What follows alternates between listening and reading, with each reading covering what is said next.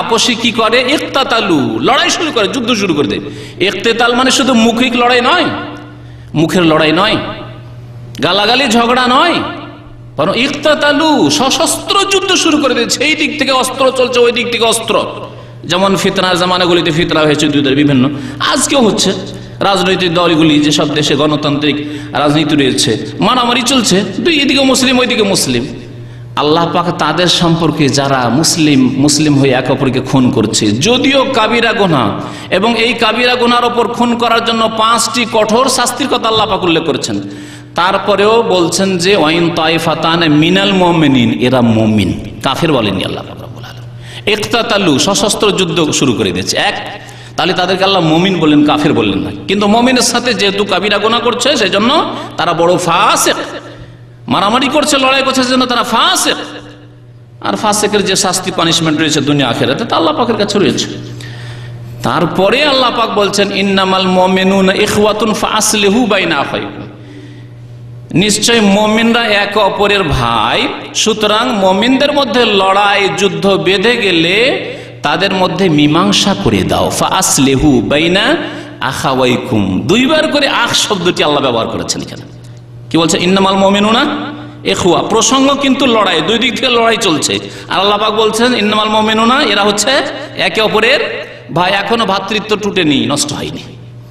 ফাসলিহু বাইনা আখাওয়াইকুম, 2 ভাইয়ে, 2 দলে যে লড়াই চলছে, দুটো এই দল ওই দল, এরা ভাই এক অপরের, সুতরাং তাদের মাঝে মীমাংসা করে দাও। তাহলে হত্যার গুনাহ, খুন করার গুনাহ এত বড় গুনাহ, যে গুনাহর কথা আল্লাহ পাক রব্বুল সূরা ফুরকানের শেষ রুকুতে উল্লেখ করেছেন শিরকের পরে, ওয়াল্লাযীনা লা ইয়াদউনা মা আল্লাহি ইলাহান আখার ওয়া লা ইয়াকতুলুনা আন-নাফসা আল্লাতী হারামাল্লাহু ইল্লা বিল হক ওয়া লা ইয়াজনুন ওয়া মান ইয়াফআল যালিকা ইয়ালকা আসামা। 3টি কাবিরা গুনাহর কথা আল্লাহ উল্লেখ করেছেন। একটি হচ্ছে শিরক, লা ইয়াদউনা মা আল্লাহি ইলাহান আখার, মুমিন যদি হয় তো আল্লাহ ছাড়া অন্যকে ডাকবে না।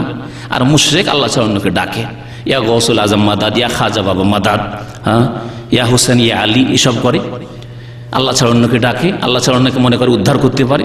ওয়ালা ইয়াকতুলুনান নাফস, আর খুন করে না, কোনো মানুষকে খুন করে না মুসলিম মুমিন। ওয়ালা ইয়াজনুন, আর জিনাও করতে পারে না। আল্লাহ পাক বলছেন 3টি গুনাহ। তাহলে খুনের গুনাহ কত বড় গুনাহ। তারপরেও যারা একে অপরকে খুন করে তাদেরকে কি বলেছেন? যে একে অপরের ভাই বলেছেন। আর এখানে নামাজের যখন প্রসঙ্গ আসলো সূরা তওবায়, তখন আল্লাহ পাক কি বললেন?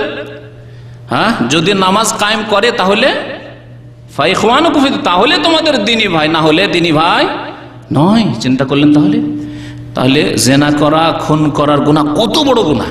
তার চাইতে বড় গুনাহ হচ্ছে বেনামাজি হওয়া, নামাজ ত্যাগ করা। তাহলে বেনামাজির গুনাহ হচ্ছে শিরকের গুনাহ সমপরিমাণ। একজন কবর মাজারে সিজদা করছে বা প্রতিমা পুতুলকে সিজদা করছে, আর একজন নামাজ পড়ে না, সমান গুনাহ, সমান গুনাহ। আল্লামা ইবনে উসাইমিন রাহমাতুল্লাহি আলাইহি, সৌদি আরবের দ্বিতীয় বড় আলেম, শেখ আব্দুল আজিজ ইবনে বাজ রাহমাতুল্লাহি আলাইহির পরে, তার এই কিতাবটি বাংলায় আমি অনুবাদ করেছিলাম 1994-95, আজকে থেকে অনেক দিন আগে, 1995। তার মানে হয়ে গেল প্রায় কতদিন? 14-15 বছর। তো নামাজ ত্যাগের বিধান বাংলায় নাম, আরবিতে হচ্ছে হুকম তারিকিস সালাহ। এতে খুব সুন্দর করে বিষয়গুলো উল্লেখ করেছেন, এবং এই বই পড়ে অনেক বেনামাজি হেদায়েত হয়েছে। কারণ জানতো না আমাদের দেশের মানুষ যে বেনামাজির এত শাস্তি রয়েছে, দুনিয়া এবং আখিরাতের শাস্তি। বেনামাজি এত নিকৃষ্ট, বেনামাজি মুশরিকের সমান, বেনামাজি নাস্তিকের সমান, বেনামাজি ফেরাউনের সমান, বেনামাজি হামান আর কারুনের সমান, জানতো না। এই কিতাব পড়ে দুনিয়া এবং আখিরাতের যে বেনামাজির বিধান রয়েছে তা পড়ে অনেককে আল্লাহ পাক হিদায়াত করে। শুধু সৌদি আরবে না, এই বই সৌদি আরবের এমন কোন ইসলামিক সেন্টার নেই, প্রায় 200-র বেশি ইসলামিক সেন্টার আছে সৌদি আরবের বিভিন্ন ছোট বড় শহর মিলিয়ে। প্রায় 25টার বেশি ইসলামিক সেন্টার শুধু রিয়াদ শহরে আছে। প্রায় ইসলামিক সেন্টারে এই বই পাবেন আপনি, এবং অধিকাংশ ইসলামিক সেন্টারগুলি থেকে এই কিতাবটি ছেপেছে, হুকম তারিকিস সালাহ। বাংলা ভাষায়, ইংরেজিতে রয়েছে, উর্দুতে রয়েছে, ইন্দোনেশি ভাষায় রয়েছে, বিভিন্ন ভাষায় এই কিতাবটি রয়েছে। এই কিতাব বাংলাদেশেও আমাদের ভাইরা অনেকদিন আগে ছাপিয়েছেন, এই বইটি দেখেছি। 2টি সংস্করণ বাংলাদেশের দেখেছি আমি। তারপরে পশ্চিমবঙ্গে এই কিতাবটি ছেপেছে, আর আলহামদুলিল্লাহ কাজ হয়েছে। এর দ্বারা অনেকেই নামাজ যে ত্রুটি ছিল সেসব ত্রুটি থেকে মুক্ত হয়ে 5 ওয়াক্ত নামাজি হয়েছে। এতে রয়েছে যে বেনামাজির দুনিয়ার হুকুম কি আর আখিরাতের হুকুম কি। তো বেনামাজির হুকুম সম্পর্কে বলার জন্য কয়েকটি আয়াত বললাম, আর তারপরে দু একটি হাদিস শোনাই। সময় শেষ হতে যাচ্ছে, আর বাকি অংশটুকু ইনশাআল্লাহ তাআলা আগামী সপ্তাহগুলিতে পুরা করা হবে। জাবের ইবনে আব্দুল্লাহ রাদিয়াল্লাহু তাআলা আনহুমা বর্ণনা করছেন যে সামিআতু রাসূলুল্লাহ সাল্লাল্লাহু আলাইহি ওয়াসাল্লাম, আমি আল্লাহ রাসূল সাল্লাল্লাহু আলাইহি ওয়াসাল্লামকে বলতে শুনেছি, ইয়াকুল, কি বলেছেন তিনি, বাইনার রাজুলি ওয়া বাইনাশ শিরকি ওয়াল কুফরি তারকুস সালাহ। একজন মানুষ মুসলিম,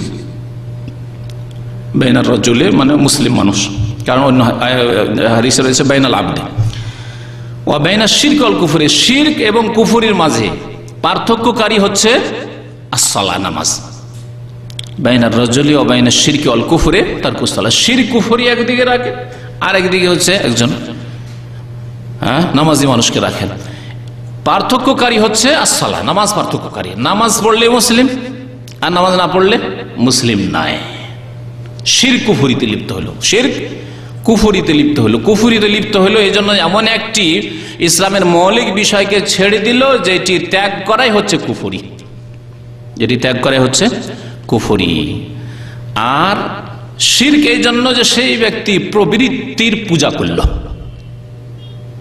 প্রবৃত্তির পূজা করা, মন চায় না নামাজ পড়তে, মন চায় ঘুমাতে, মন চায় খেলা দেখতে, মন চায় বসে থাকতে, মন চায় না মসজিদে যায়, মন চায় রাস্তায় বসে থাকতে, যাব না, এটি হচ্ছে প্রবৃত্তির পূজা। আফারাইতা মান ইত্তাখাযা ইলাহাহু হাওয়া, আল্লাহ পাক রব্বুল আলামিন সূরা আনকাবুতে বলেছেন, তুমি কি দেখেছো ওই লোকদেরকে যারা নিজের প্রবৃত্তি, হাওয়া মানে প্রবৃত্তি, আরবি ভাষা হাওয়া, ইত্তিবাই শাহওয়াত, প্রবৃত্তিকে তারা ইলাহ, উপাস্য, মাবুদ বানিয়ে ফেলেছে। তো যেই ব্যক্তি প্রবৃত্তিকে মাবুদ, উপাস্য বানালো, সে মুশরিক নয়? তো প্রবৃত্তিকে যেহেতু সে মাবুদ, উপাস্য বানালো বেনামাজি, সেজন্য সে মুশরিক। এবং সেই ব্যক্তি যেহেতু ইসলামের এমন একটি বিষয়কে ত্যাগ করলো যে বিষয়টি ত্যাগ করা হচ্ছে কুফরি, সুতরাং সে কুফরি করলো, কাফের হয়ে গেল। বাইনাল আবদে বা বাইনার রাজুলি ও বাইনাশ শিরকি ওয়াল কুফরি তারকুস সালাহ, নামাজ ত্যাগ করাই হচ্ছে কুফরি কাজ, শিরকি কাজ। নবী করিম সাল্লাল্লাহু আলাইহি ওয়াসাল্লাম এই হাদিস সহিহ মুসলিম রয়েছে, কোরআনে কারীমের পরে সহিহ বুখারীর স্থান, তারপরে সহিহ মুসলিমের স্থান। সহিহ মুসলিমের সমস্ত হাদিস সহিহ, এই জন্য সহিহাইন বলা হয় বুখারী মুসলিমকে। একটি কথা এর আগে বলেছি যে বেনামাজিদের কাফের হওয়া সম্পর্কে সাহাবায়ে কেরামের কি ছিল? ইজমা ছিল, মানে সর্বসম্মতি ক্রমে বেনামাজিকে তারা কাফের মনে করতেন। এর দলিল শুনেন।